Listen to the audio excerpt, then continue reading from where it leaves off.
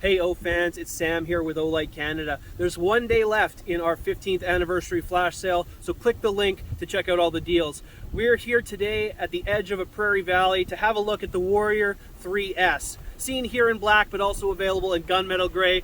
Stick around to check it out.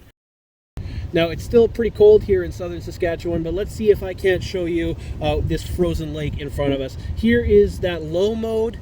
We'll go up to medium mode. You can start to see a little bit further. Here's high mode, and we'll bounce into turbo mode. That's 2,300 lumens of brightness, 300 meters of distance. You can see those trees really clearly in the background, and you can see all that wonderful ice that's just waiting to thaw. So at this distance, we're looking at medium mode, but you also have a high brightness that's at your disposal, and you also have a turbo brightness that's at your disposal. Now here's a comparison between the Warrior 3S with its really pronounced and round beam versus the more floody and diffused beam of the Seeker 3 Pro, which I carry in my backpack every day.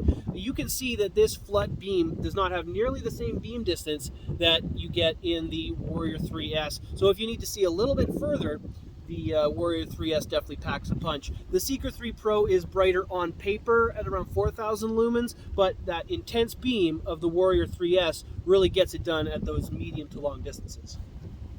So the Warrior 3S is one of the slimmest profile full-size Olights.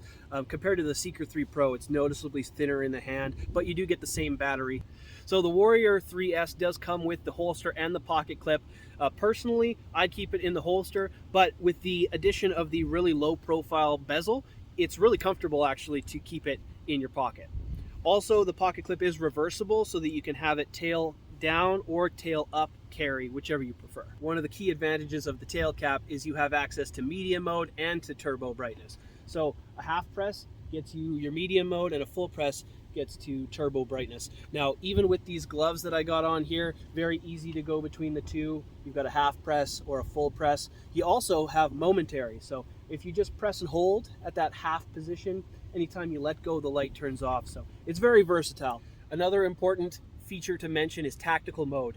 So we already talked about the way the tail cap works normally, but if you press and hold the tail cap and press once on the side switch, the light begins to strobe. Now the tail cap functions differently. A half press gets you into full brightness, and a full press gets you into strobe mode. So that's really good for self-defense, and you can switch it back just the same way with a full press on the tail cap and a one tap on the side switch.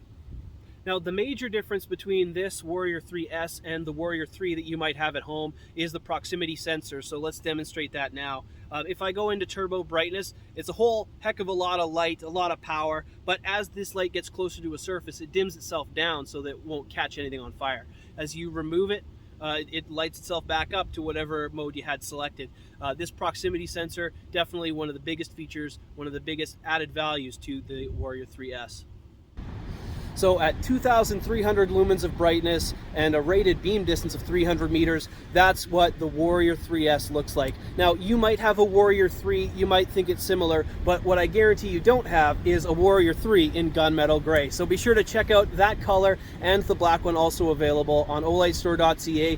There's only 24 hours or even maybe less than that left in the 15th anniversary flash sale. Be sure to check it out.